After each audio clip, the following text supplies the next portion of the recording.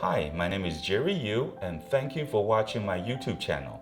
And today we're going to talk about something that's very near and dear to my heart, and that is the costs that come with waiting for life insurance policies. Now, this year has been incredibly volatile, with lots of highs and certainly lots of lows. And whenever you have that, there comes uncertainty, naturally. With uncertainty, you have fear. Unfortunately, at the beginning of this year, we had a client that was paralyzed by that fear.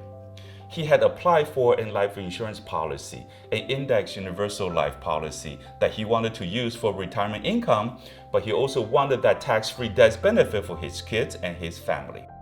At the beginning of that year, he was approved. However, he was approved at a substandard rate class.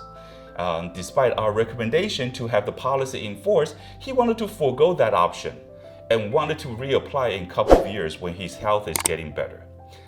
Unfortunately, in April, he did contract the COVID-19 virus, and it saddened me to tell you and share with you that he actually passed away in June. Now, this is something that's too often and too common in our industry, and the reality is that it really is an inspiration for this topic today is to give you the tool to make an informed and well-educated decision on your future, especially as it comes to life insurance. Now, in the example that we're going to be talking about today, we are going to look at an index universal life, look at the difference between waiting and the different in rate classes.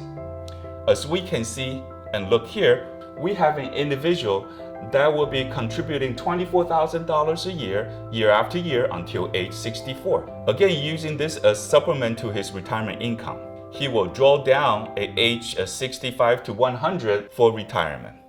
A couple of things that we assume here are we're assuming a 6% interest crediting year after year. And we're going to take a look at the graph as far as how that annual income looks over time.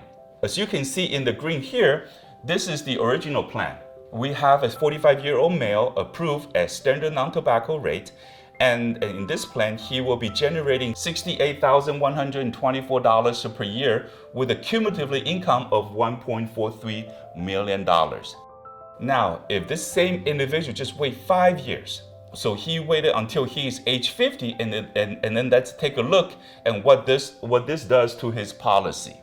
And let's take a look at what this does to his policy and his retirement.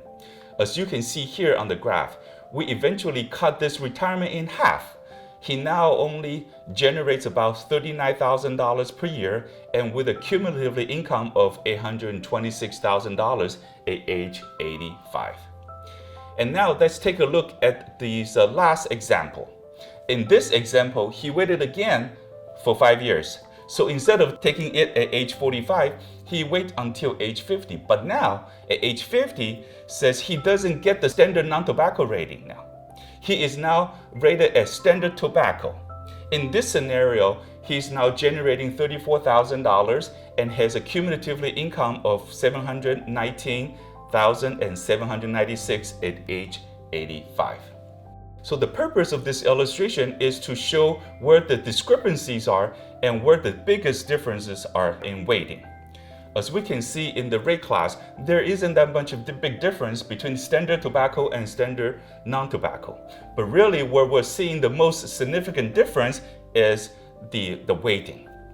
Now, I do have some good news. You certainly aren't alone on making these type of decisions. By working with the independent financial advisors, you are already ahead of the game on your retirement planning. And one of the advantages of working with an independent financial advisor is that they're in the position to help you effectively structure your policy so that it meets your needs. In addition to that, they're going to be working with you year after year to ensure that your policy is performing the way it needs to. And if there's any changes or any new bells and whistles in your policies, they're going to do a great job of helping you understand and what those are. Last but not least, one of the major benefits of working with an independent financial advisor like me is that we are in a position to shop your case with multiple of carriers. See, we're not handcuffed to just one carrier and one product.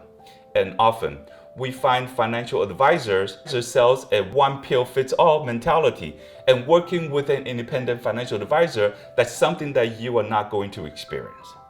In closing, I hope we're able to shed some light on financial services and preparing for retirement. And hopefully we have some of the tools here to find clarity and helping you have that confidence and regain control over your family's future and your own. Thank you for watching.